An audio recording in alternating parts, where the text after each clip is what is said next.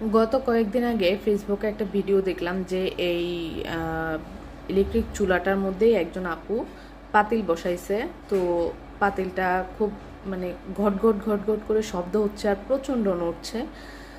তো এটা দিয়ে আসলে উনি বুঝাইতে চাইছে যে এই চুলাটার মধ্যে এই যে উনি যে পাতিলটা বসাইছে এটা শব্দটা কেন হয় বা কিসের জন্য হয় উনি এটাই জানতে চাইছিল।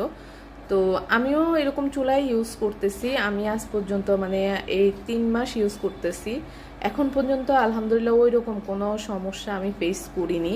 যে আমি ভাত বসাইছি, আমি ভাত তরকারি গরম করা থেকে শুরু করে সম্পূর্ণ এই চুলায় করে থাকি যখন গ্যাস থাকে না। তো আমি এখন পর্যন্ত কোনো সমস্যা ফেস করিনি। আর যারা ভয়ে আছেন যে এরকম চুলা কিনবেন না বা কি করবেন, আমার মনে হয় না এটাতে ওই রকম কোনো সমস্যা হয়।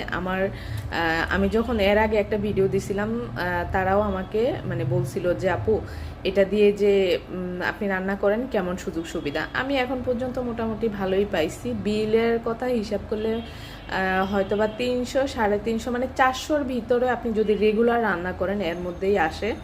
তো আসলে এটা তো কেউ ইচ্ছা করেই কিনে না। বাসায় যাদের গ্যাসের সমস্যা তারা এই জিনিসটা ইউজ করে।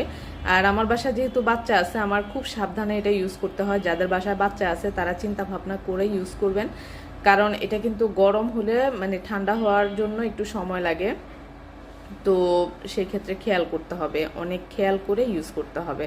বাচ্চাদেরকে দেখতে হবে, তারপরে চিন্তা ভাবনা করে যদি সব কিছু কভার করতে পারেন তাইলে ইউজ করবেন, আর না হয় কিন্তু এটা ইউজ করার দরকার নাই।